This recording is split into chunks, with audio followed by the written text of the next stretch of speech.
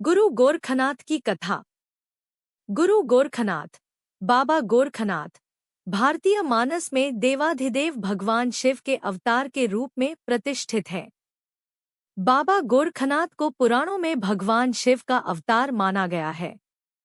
माना जाता है कि भगवान शिव ने ही गोरख रूप में अवतरित होकर योगशास्त्र की रक्षा की और उसी योगशास्त्र को योगाचार्यों ने यम आदि योगांगों के रूप में यथास्थान निरूपित किया। महाकाल योगशास्त्र कल्पद्रुम में देवताओं के पूछने पर कि गोरखनाथ कौन है, स्वयं महेश्वर उत्तर देते हैं, भारतीय संस्कृति में सभी प्रकार के ज्ञान के आदिस्रोत भगवान शिव ही हैं। ये शिव ही योगमार्ग के प्रचार के लिए गोरख के रूप में अवतरित होते हैं। वास्तव में योगमार्ग उतना ही प्राचीन है जितनी प्राचीन भारतीय संस्कृति। भारतीय योग साधना के इतिहास में गुरु गोरखनाथ निश्चय ही अत्यंत महिमामय, अलौकिक प्रतिभा संपन्न, युगद्रष्टा, लोक कल्याणरत, महातेजस्वी, ज्ञान विचक्षण महापुरुष हुए हैं, जिन्होंने समस्त भारतीय तत्वचिंतन को आत्मसात करके साधना के एक अत्यंत निर्मल मार्ग का प्रवर्तन किया और लोकमानस में वे शिवरूप में प्रतिष्ठित हुए। नाथ तत्व चिरंतन है। बाबा गोरखनाथ देशकाल की सीमा से परे हैं। भारतवर्ष में कोई ऐसा प्रदेश नहीं है जहां बाबा गोरखनाथ की मान्यता न हो और जहां के लोग सीधे उनसे अपना संबंध न जोड़ते हों। यह व्यापक स्वीकृति इस बात का प्रमाण है कि किसी समय नाथमत अत्यंत प्रभावशाली रहा होगा। इसकी शक्ति का अनुमान इसी से लगाया जा सकता है कि इसमें शैव, शाक्त, जैन, बौद्ध, तंत्र, रसायन के साथ ही औपनिषदिक चिंतन तत्व भी विद्यमान है। यही नहीं, वैष्णव तंत्र पर भी बाबा गोरखनाथ जी की योग साधना का स्पष्ट प्रभाव है। नाथ योग में शक्ति संयुक्त शिव की जो परिकल्पना है वह प्रमाणित करती है कि यह मत अत्यंत प्राचीन है। नाथपंथ की परंपरागत मान्यता के अनुसार महायोगी गुरु गोरखनाथ आदिनाथ शिव के अवतार हैं, अतः उनकी ऐतिहासिकता अविवेच्य है। आदिनाथ शिव और गोरखनाथ मूलतः एक ही हैं। स्वानंद विग्रह, परमानंद स्वरूप, परम गुरु मत्स्येंद्रनाथ की कृपा से योग विग्रह शिव गोरक्ष महायोगी गोरखनाथ जी योगामृत प्रदान करने के लिए चारों युगों में विद्यमान रहकर प्राणी मात्र को कैवल्य स्वरूप में अवस्थित करते रहते हैं। बाबा गोरखनाथ जी चारों युगों में थे। ऐसा कहा जाता है कि बाबा गोरखनाथ सत्ययुग में आधुनिक पंजाब के आसपास के क्षेत्र में प्रकट हुए। त्रेतायुग में वे गोरखपुर में अधिष्ठित थे। द्वापर में वे द्वारका, हरभुज में थे और कलयुग में उनका प्राकट्य सौराष्ट्र में काठियावाड़ के गोरखमणी नामक स्थान में हुआ था। ऐसा विश्वास एवं ऐसी मान्यता है कि नाथयोग साधना के प्रख्यात केंद्र गोरखनाथ मंदिर गोरखपुर में त्रेतायुग में भगवान श्रीराम ने अश्वमेध यज्ञ के समय तथा द्वापर में धर्मराज युधिष्ठिर ने गोरखनाथ जी को अपने यज्ञों में शामिल होने के लिए आमंत्रित किया था। श्रीनाथ तीर्थावली नामक पुस्तक में उल्लेख है कि द्वापर युग में गोरखनाथ जी ने कृष्ण एवं रुक्मिणी का कंकण बंधन सिद्ध किया था। साथ ही वे श्रीराम, हनुमान, युधिष्ठिर, भीम आदि सभी धर्म एवं शक्ति प्रतीकों के पूज्य एवं मान्य हैं। उपर्युक्त सभी बातों का तार्किक संकेत मात्र इतना ही है कि शिव स्वरूप होने के कारण योगिराज गोरखनाथ सर्वयुगीन एवं सर्वकालिक है। पूरे देश में गोरखनाथ जी की समाधि कहीं भी नहीं मिलती है, हर जगह उनकी तपस्थली या साधनास्थली ही विद्यमान है। भारतीय जनमानस के लिए गुरु गोरखनाथ जी ईश्वर के अवतार हैं। गोरखनाथ जी का व्यक्तित्व भारतीय संस्कृति की पौराणिक चेतना में ढलकर भारतीय जनमानस में प्रतिष्ठित परम तत्व के अवतार स्वरूपों के प्रति व्यक्त होने वाली गहरी आस्था का केंद्र बन गया है। हिंदू संस्कृति की समन्वयशील परंपरा अपने आराध्य देवों को कभी अलग अलग नहीं देख सकती। आज शिवावतारी योगिराज गोरखनाथ विशाल हिंदू जनता के मानस में श्री रामकृष्ण आदि अवतारों की ही भांति प्रतिष्ठित एवं पूज्य हैं। संत कबीर महायोगी गुरु गोरखनाथ जी के चरित्र, व्यक्तित्व एवं योग सिद्धि से इतने प्रभावित थे कि उन्हें अपनी रचनाओं में गोरखनाथ जी की अमरता का वर्णना करना पड़ा। गुरु गोरखनाथ का नामकरण वंश परंपरागत था अथवा दीक्षागत, यह कहना कठिन है, पर उनका यह गोरखनाथ नाम सार्थक अवश्य था। गोरक्ष शब्द प्रायः दो अर्थों में गृहीत है, गोरक्षक एवं इंद्रिय रक्षक। नियंत्रण था। गुरु गोरखनाथ जी पूर्ण जितेंद्रिय थे, यह विषय तो निर्विवाद है। साथ ही गोरक्षक अथवा गोसेवक के रूप में भी उनके व्यक्तित्व का परिचय मिल जाता है।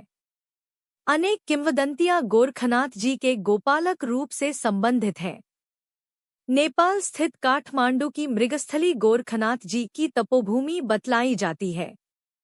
मृगस्थली के सन्निकट का क्षेत्र आज भी गौशाला नाम से संबोधित किया जाता है। नाथयोगी संत वर्तमान समय में भी गायों को मातृवत सम्मान देते हैं। नाथमठों एवं मंदिरों में ऐसी व्यवस्था है कि गौ के लिए नियमित रूप से ग्रास निकालकर आदर के साथ उसे ग्रहण कराया जाता है। शिवावतारी गुरु गोरखनाथ की त्रेतायुग की तपस्थली वर्तमान गोरखनाथ मंदिर गोरखपुर में भी स्वदेशी गोवंश के संरक्षण एवं संवर्धन की परंपरा अत्यंत प्राचीन है। गोरखनाथ जी का तात्विक स्वरूप तो अलौकिक है ही, पर एक व्यक्ति के रूप में भी उनका व्यक्तित्व मध्ययुगीन साधकों में अद्वितीय है। मध्यकाल में विकृत होती हुई भारतीय साधनाओं के स्वरूप तत्वों को आत्मसात कर योग गुरु गोरखनाथ जी ने नाथयोग को नई शक्ति प्रदान की थी। बौद्ध धर्म की तांत्रिक परिणति एवं तंत्र साधना में वाममार्गी प्रवृत्तियों के प्रवेश के बाद भारतीय साधना के क्षेत्र में अनेक विकृतियां आ गई थी। गोरखनाथ जी ने तांत्रिक साधनाओं में प्रचलित तत्कालीन विकृत यौन क्रियाओं एवं आचारों से साधना पद्धतियों को मुक्त कराया। साधना के नाम पर साधक अनेक प्रकार के कुत्सित यौनाचारों में प्रवृत्त हो जाते थे। मद्य, मांस, मैथुन आदि साधना के अंग बन गए थे। इन विकृतियों से साधकों को मुक्त करते हुए गोरखनाथ जी ने नाथयोगियों की राष्ट्र की नैतिक शक्ति के रूप में अखिल भारतीय स्तर पर पुनः संगठित करने का अभूतपूर्व कार्य किया। महाभारत काल के 4 रहस्यमय पक्षी जिन्हें अपना पूर्वजन्म याद था, उनके व्यक्तित्व में निर्भीकता, मस्ती एवं अक्खड़पन समाहित है। उन्होंने विविध तांत्रिक शैव संप्रदायों के भीतर लक्षित होने वाली अनेक विडंबनाओं की निहिसारता सिद्ध करते हुए उनमें अपने ढंग की समन्वयात्मक चेतना जागृत की। आचरण की शुद्धता के साथ साथ जातिपांति की निहिसारता, बाहमाचार एवं तन्मूलक श्रेष्ठता के प्रति फटकार की भावना गोरखनाथ में देखी जा सकती है। गोरखनाथ जी ने योगी के जीवन को वाद विवाद से परे होकर देखने का प्रयास किया। कार्य की सात्विकता और झूठ के महापाप के प्रति गोरखनाथ ने चेतावनी दी है। जैसा करे सो तैसा पाए, झूठ बोले सो महापापी। गोरखनाथ जी का जीवन उदात्त था, जिसमें सत्याचरण, ईमानदारी एवं कथनी करनी का मेल था। सामान्य जनों को संयमित जीवन व्यतीत करने का तथा शीलयुक्त आचरण करने का आदेश गोरखनाथ जी ने दिया है। बाबा गोरखनाथ को स्त्री के कामिनी रूप से अपार घृणा थी। गोरखनाथ जी ने स्त्री के कामिनी रूप एवं कंचन को सर्वथा त्याज्य बताया तथा ब्रह्मचर्य पर अत्यधिक बल दिया। उनकी वाणी है कि ज्ञान ही सबसे बड़ा गुरु है, चित्त ही सबसे बड़ा चेला है। ज्ञान और चित्त का योग सिद्ध कर जीव को जगत में अकेला रहना चाहिए, यही श्रेय अथवा आत्म कल्याण का पथ है। गुरु गोरखनाथ की हठयोग की साधना प्रणाली शरीर रचना के सूक्ष्म निरीक्षण तथा शरीर के अंतर्गत प्राण एवं मानसिक शक्तियों की क्रियाशीलता के नियमों पर आधारित है। वस्तुतः गोरखनाथ जी के हठयोग का लक्ष्य प्राण शक्ति और मनोशक्ति को निम्नतम भौतिक तल से परे उच्चतम आध्यात्मिक भूमि तक ले जाना है, जहाँ प्राण एवं मन दिव्य आत्मा के साथ एकत्व की अनुभूति करते हैं।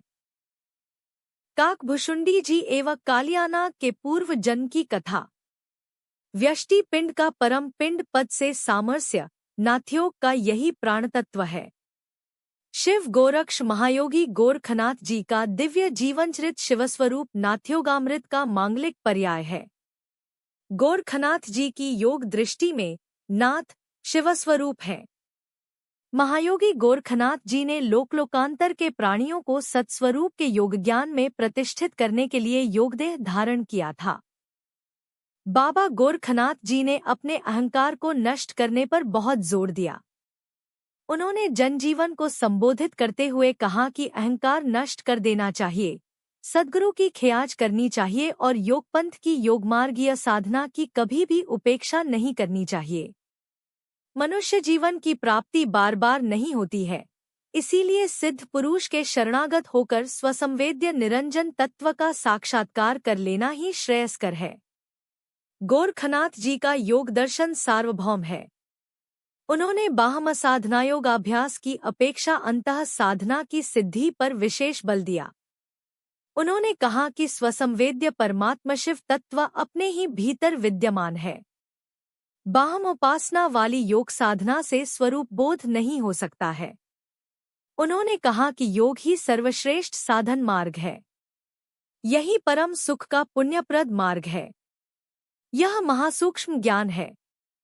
इस पर चलने वाला साधक जीवन मुक्त हो जाता है। प्राणी मात्र पर हेतु की कृपा करने के लिए महायोगी गुरु गोरखनाथ जी ने साधकों को कायिक, वाचिक और मानसिक अंधकार से बाहर निकालकर परमात्मा स्वरूप का सूक्ष्मतम दिव्य विज्ञान अत्यंत सरल जनसाधारण की भाषा में प्रदान किया। सामान्य जनों के अलावा अनेकानेक नाथ सिद्धयोगियों एवं योग साधकों को भी उन्होंने अपने उदात्त यौगिक चरित्र और व्यवहार तथा आचार विचार से प्रभावित किया। देवासुर संग्राम के बाद देवताओं के घमंड को चूर चूर करने वाले परब्रह्म परमेश्वर बाबा गोरखनाथ जी ने तत्कालीन बहुत से योगियों एवं संतों को अपनी शिक्षाओं एवं उपदेशों से प्रभावित किया। ऐसे योगियों में योगिराज भर्तृहरि, गौड़ बंगाल के गोपीचंद, उड़ीसा के मल्लिकानाथ, महाराष्ट्र के गहनेनाथ, पंजाब के चौरंगीनाथ, राजस्थान के गोगा पीर और उत्तरांचल के हाजी रतननाथ आदि के नाम अग्रगण्य हैं। इन योग सिद्धों ने गोरखनाथ जी के सदुपदेशामृत और अलौकिक दिव्यचरित से स्वरूपबोध प्राप्त किया। भारतवर्ष के प्रायः सभी प्रदेशों में गोरखनाथ जी के प्रभावी व्यक्तित्व का दर्शन होता है। गोरख के भजन नेपाल में तो वे पूरे राष्ट्र के गुरुपद पर अत्यंत प्राचीन काल से सम्मानित एवं पूजित हैं। गोरखनाथ जी ने लोकमंगल की भावना को अपनी दृष्टि में रखकर सुख दुख और मुक्ति का अपनी वाणी में बड़ा मार्मिक निरूपण किया है कि जो इस शरीर में सुख है वही स्वर्ग है, आनंद भोग है। जो दुहक है वही नरक है अथवा अशुभ कर्मों की नारकीय यातना है। सकाम कर्म ही बंधन है। संकल्परहित अथवा निर्विकल्प हो जाने पर मुक्ति सहज सिद्ध है। गोरक्षोपदिष्ट मार्ग वह योग मार्ग है जिस पर चलकर संकीर्ण संप्रदायगत मनोवृत्तियों को समाप्त कर बृहद मानव समाज का निर्माण किया जा सकता है। मलिक मोहम्मद जायसी ने अपने ग्रंथ पद्यावत में यहाँ तक कह दिया है कि योगी तभी सिद्धि प्राप्त कर सकता है जब वह अमरकाय गोरख का दर्शन पाता है, गोरखनाथ से उसकी भेंट होती है। भूत प्रेत की रहस्यमय योनि से मुक्ति। अध्यात्म के उच्च शिखर पर आरूढ़ होते हुए भी शिवावतारी गुरु गोरखनाथ जी ने अपनी योगदेह से कथनी करनी की एकता, कनक कामिनी के भोग का त्याग, ज्ञान निष्ठा, वाक संयम, ब्रह्मचर्य, अंतः बाहना शुद्धि, संग्रह प्रवृत्ति की उपेक्षा, क्षमा, दया, दान आदि का महत्वपूर्ण उपदेश दिया है। गोरखनाथ जी की शिक्षाओं की प्रधान विशेषता है इसकी सर्वजनीनता। गोरखनाथ जी अमरकाय अर्थात वह सर्वकालिक व सर्वक्षेत्री हैं। उनका नाथयोग सनातन है। ऐसे गुरु गोरखनाथ जी को शत शत नमन है।